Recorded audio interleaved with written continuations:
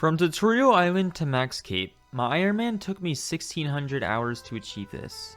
As a freshly maxed Iron Man, with nearly 0 PVM kills and experience, I needed a goal. Despite being unfamiliar with a lot of bosses in this game, I want to get absolute max gear in my Iron Man, all by myself. Just me doing the most efficient way of grinding upgrades, including all 3 mega rares. This is my journey. Follow along as I go from freshly maxed to absolute maxed.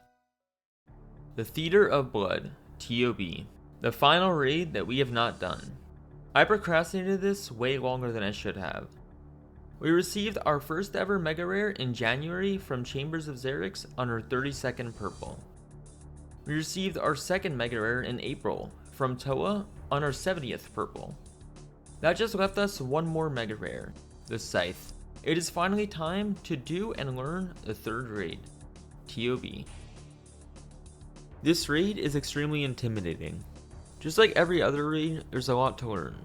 TOB specifically can be a lot more frustrating than other raids when going with learners though.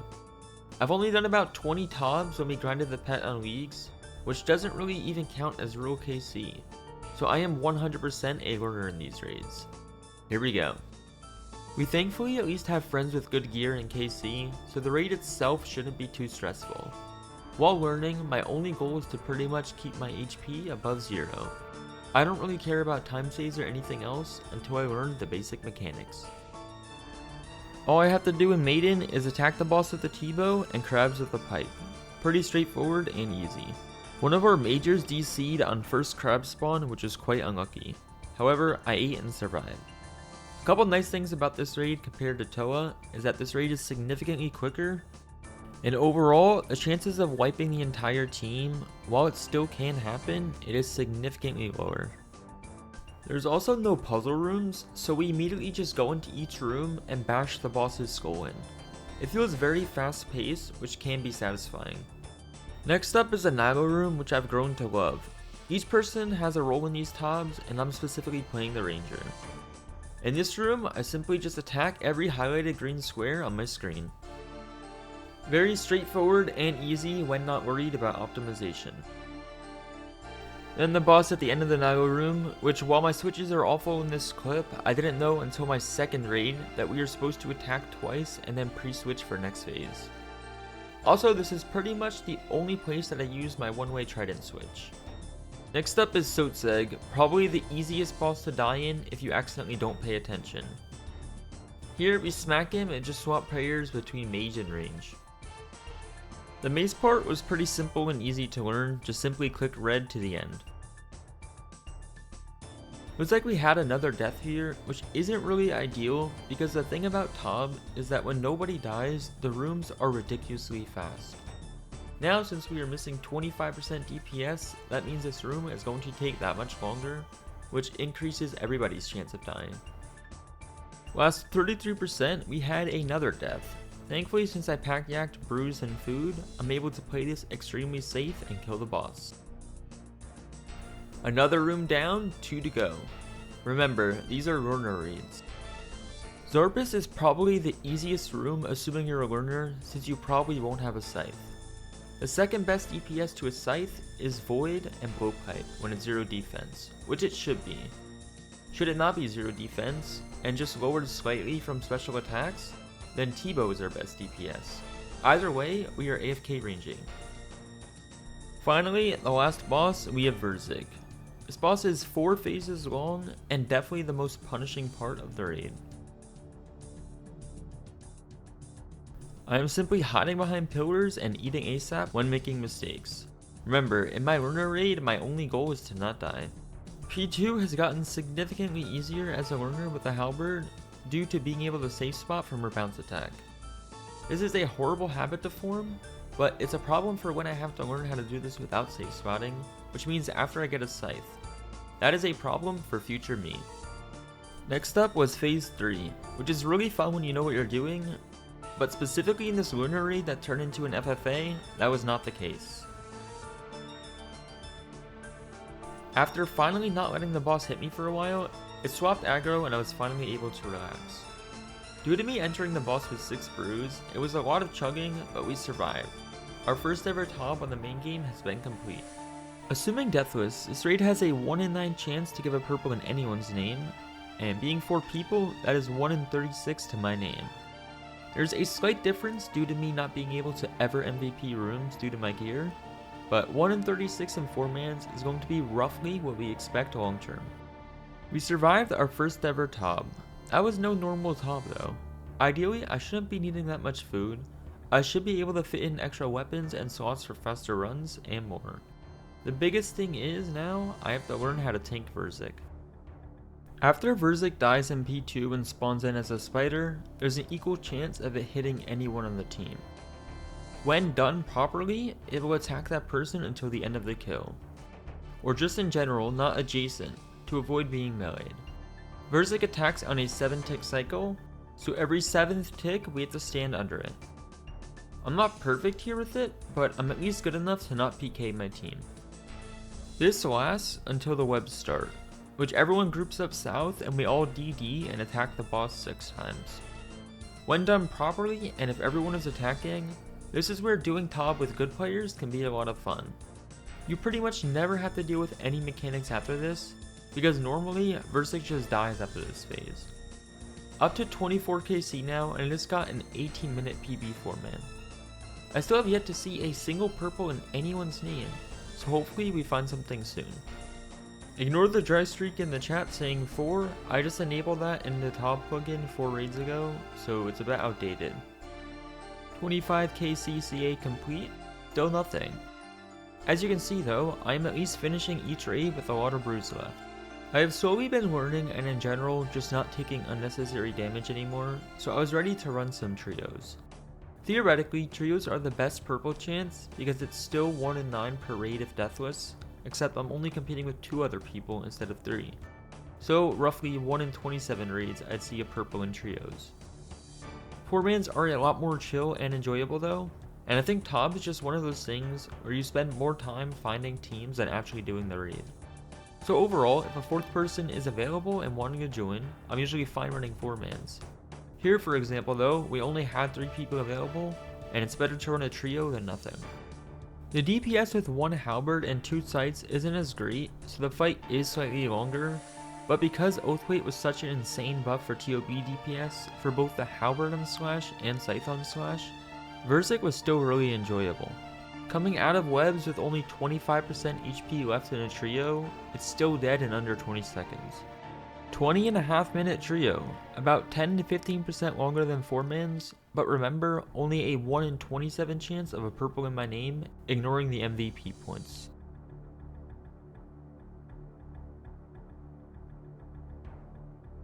Huh? Oh, I got a purple! I'm not used to purples. I'm nervous, dude! What if it's a scythe? Oh, cringe. At least it's a purple. 29kc, a dry streak has been broken. My first ever purple seen, and it's in my name. Unfortunate for it to be a Justy chestplate.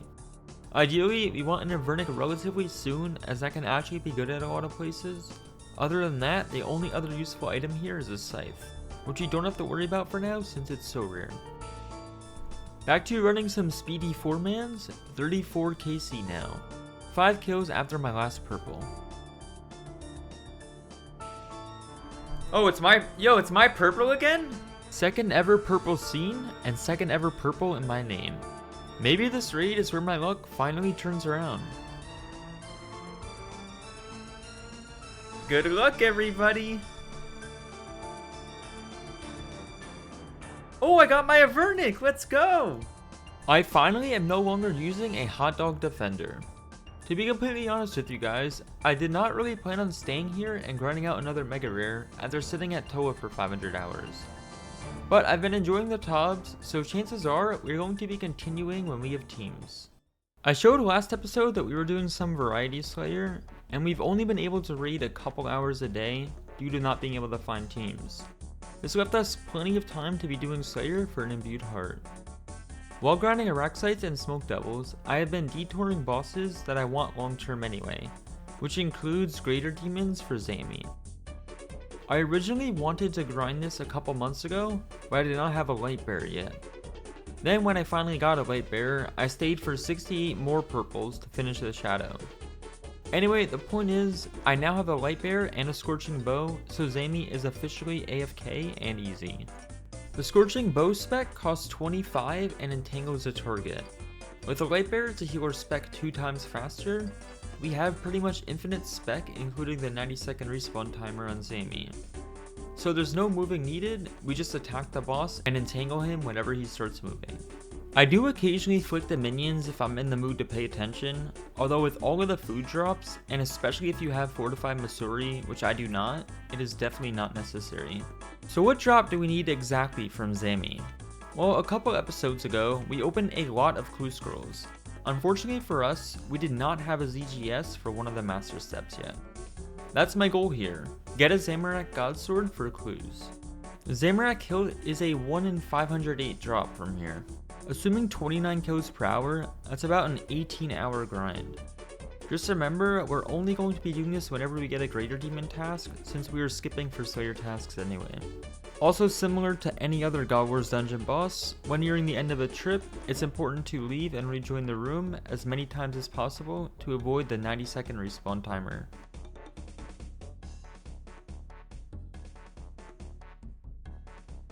Up to 199 KC now, and unfortunately a dupe Zamorak spear. Unlucky. Oh my god, I'm done! It only took 248 kills and we are out of here permanently. That is one slayer task that I no longer have to do while heart hunting. Here is the final log, no staff of the dead or pet, but I'm not a full-time clogger yet, so we can ignore those for now. Another slayer grind that I waited 3 months to do. I've been wanting to fortify my Masori forever, but I knew I'd be grinding a heart in the future, so this was finally it. This is what I've been waiting for, a Kriara task to make it 0 time. Even with a shadow and a slayer helm, this boss can be somewhat questionable. There's a reason Armadyl is worth so much, nobody likes it. Right now I'm doing a method that I realized later wasn't that great, which is freezing the major and melee together and just tanking tree. The reason this method isn't great is because I lose a hit or two on the boss, which can potentially add a lot of time since I can hit anywhere from a 0 to a 66, and it only has 255 HP. This method might not be bad if you have an imbued heart already for accuracy, but right now, I randomly hit way too many zeros and have long kills. I don't take 0 damage while playing range either, because Kree is a magic attack that can hit upwards of 20 plus. All it takes is 4 to 5 hits of these and I'm dead. My next trip, I brought a bulwark switch to step under Kree with, and this method I found a lot better, although things can still go very far south if bad RNG. That's just how Kree is, it's unavoidable. I even brought Ancient Brews this trip to pot up my magic level by 10, basically the same as an imbued heart. As you can see though, it's still very possible to just hit 0 every single hit while everything tears you apart. We are now up to 270 KC, still with no drops besides a helm that we got before the shadow. That is not an Armadyl piece. In hindsight though, it's a pretty cool pet. I got another Armadyl task and I ran low on keys and it's not worth KCing there, so I came to the Wildy to grab a couple. Similar to any other God Wars boss, it's worth it to leave and rejoin the instance for faster KC, so you don't have to wait the 90-second respawn timer. But of course, save at least some KC so that you can bank it next and rejoin without using another key. In case you missed it, for those unfamiliar with what next banking is, we don't actually kill next, but rather we get ancient KC for access to the room right before next, which has a bank in it. This allows us to bank without leaving the God Wars dungeon, so we keep our Armadyl KC, and are able to jump right back in the armor room after banking. I accidentally greeted this trip too much at Arma, and started KCing with 5 prayer points and 0 restore. So we have to 1-tick flick, but in the future ideally, we'll save 1 prayer pot. Finishing my Arma task, part 2.